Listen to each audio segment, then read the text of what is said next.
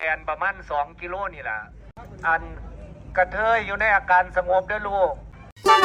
ถึงคลิปเลยจากหัวพี่น้องบอยสิริชัยมาให้โอวาททีมงานหลังจากเมื่อคืนนี้เพิ่นแสดงอยู่ที่จังหวัด101สิไปแสดงต่อที่จังหวัดบุรีรัมย์แต่มื้อนี้พักมื้อนึงแต่ก็ต้องไปพักแรมอยู่ที่จังหวัดบุรีรัมย์เพิ่นก็มาให้โอวาททีมงานบอกว่าพื้นที่ที่ไปแสดงนี่มันอยู่ใกล้ชายแดนอย่าไปหาเลาะโน่นนี่นั่นย่านเกิดอันตรายก็ทีมงานเพิ่นว่าเป็นหัวหน้าทีมงานหมอลำใจเกินร้อยก็เลยมาให้โอวาทเพิ่นก็มีหมุกของเพิ่นตัวละเธออยู่ในความสงบเด้ออย่าไปบุญไหว้เพิ่นว่าบอยมาฟังบางช่วงบางตอนบอยสิทธิชัยบอกเกี่ยวกับเรื่องนี้ว่าจังไดติดตามรับชมพี่น้องแอนประมาณ2 กิโลนี่แหละอัน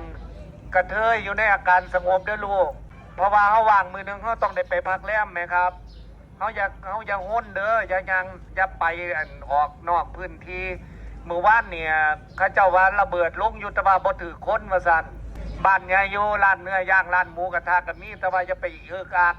กเข้าใจบ่มึงอย่ารออะไรเด้ออีใดมักรอเมื่อวานระเบิดลงอยู่แต่ว่าบ่ถือคนว่าซั่นพ่อสุยๆนี่ล่ะแต่ว่ามื้อนี้บ่แน่ฝากกดติดตามกดไลค์กดแชร์เพื่อบ่พลาดคลิปต่อไปคลิปหน้ามาพบกันใหม่สวัสดีครับ